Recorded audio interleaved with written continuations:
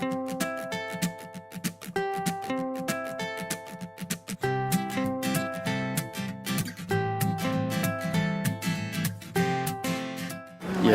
my name is Richard Tognetti and I'm from Manly, New South Wales. All right, okay, welcome. Manly, Sydney, just in case there's another Manly in New South Wales. And have you been to the Noosa Festival before? No, I haven't, but funnily enough, your very father last year said that he'd just been, and I thought, oh, so many people, and he said, it's the best time, the people are amazing, and it's just a great collection of people. Well, so your father was proven correct. What do you think about the festival? Has it fulfilled your expectations? I mean, I'm here to perform, of course, and I was just so lucky that in my schedule I had 3 or 4 free days afterwards and a couple before. So it's just been great to be part of it. And yeah, I've really enjoyed it. I mean, you know, I'm here with Derek Hind, and so you've got this, you know, mad genius with his fin-free surfing, and then you've got Tom Wagoner, who happens to have a violin maker staying with him, building with Rasta this Olo, you know, this massive old Hawaiian craft that I've seen Tom ride in King Island, funnily enough. And then you've got all these, you know, people trying out different things. It's a great essence of surfing. And even though it's the most crowded I've ever seen any surf anywhere, the atmosphere in the water is fantastic. Inspirational. We've noticed that you have a strong attraction to the finless surfboards, like the layers or the one you were on yesterday.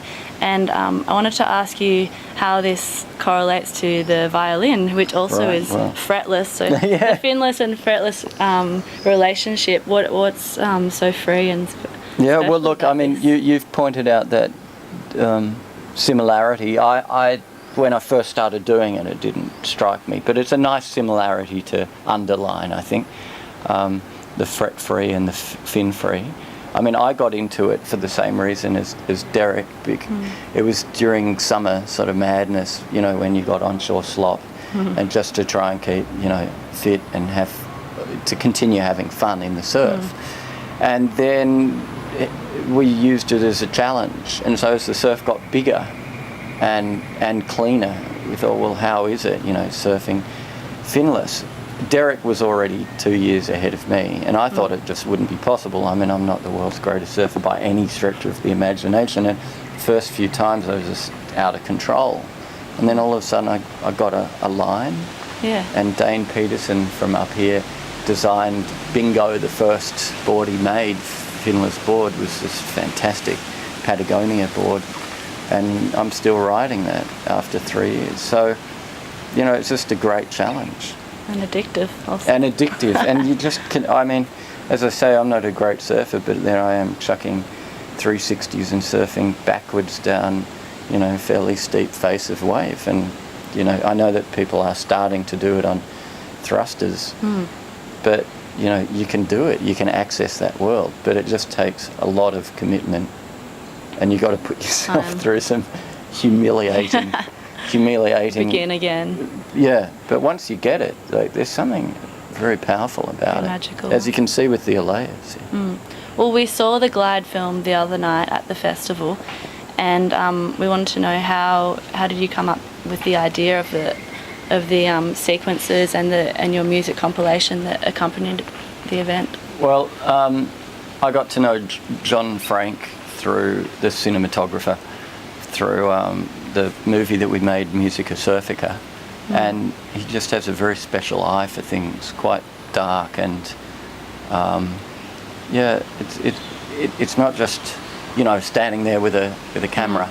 I don't know, he finds something very inner about surfing experience, and so I just asked him for a heap of footage, and then I'd put music to it and send it back to him, see what he thought, and then he'd do the same. So I'd send him music, no footage, and then if he reacted to it well, then he'd put it to footage, and we just built this whole thing. It took a long time, of course, and also working with Jack was sort of in the same way, except more he provided some footage kindly of Derek, and so there were no really featured surfers as you could see. It was more about the wave, and the surfer was almost anonymous, even though there were some amazing waves. And then the only surfer that was really featured, just how it turned out, was Derek, and mainly because of him surfing, finless on pretty sizey Jeffreys. And it's amazing. It's amazing, isn't it? Yeah. It's a revolution in surfing. Everyone was really impressed.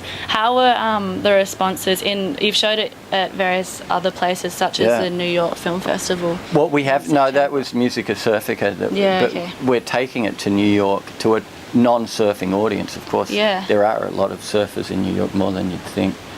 And they will turn up, I'm sure. But it premiered last year in the landlocked country of Slovenia. Well, they do have 20 k's of sea, but no surf. And I think that's the biggest test and the best test of something like a surf film. If you can play it to people who aren't interested in surf, and they see the beauty in it and the form and and I suppose in a way that's when you can say that's art, Yeah. You know what I mean? So it's not just for the niche audience of surfers to look at someone going on a wave and going, yeah. But was it satisfying getting a response from a complete surfing crowd? Well, of course, and if you play something to an audience full of experts, you do want to make sure you're delivering the goods. And in the hands of John Frank and Jack McCoy, they are, two of the great cinematographers in surfing. And you got to do something different, and I think a lot of surf films do run the risk of being same old. So GSI has a motto, as you may know, life is better when you surf. How does this philosophy correlate with your life? Well, because I'm on the road a lot in shitholes that you'd never choose to go to. A lot of them, like cold shitholes. Well, Midwest America. And then full stop on that one, and then say and also places like Canberra, in case people come from Canberra. My sister lives there. Yeah, well, I was born there. Oh yeah. Mind you, it's only an hour from Surf, but nevertheless, it's still Canberra. Surfing keeps me alive, actually, quite seriously. And you can dream about it, and it's like as a surfer, you just talk about it non-stop.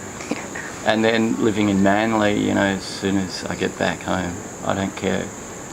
Living now by the beach, if it's onshore slop, just get in the water and go. You're out there every day.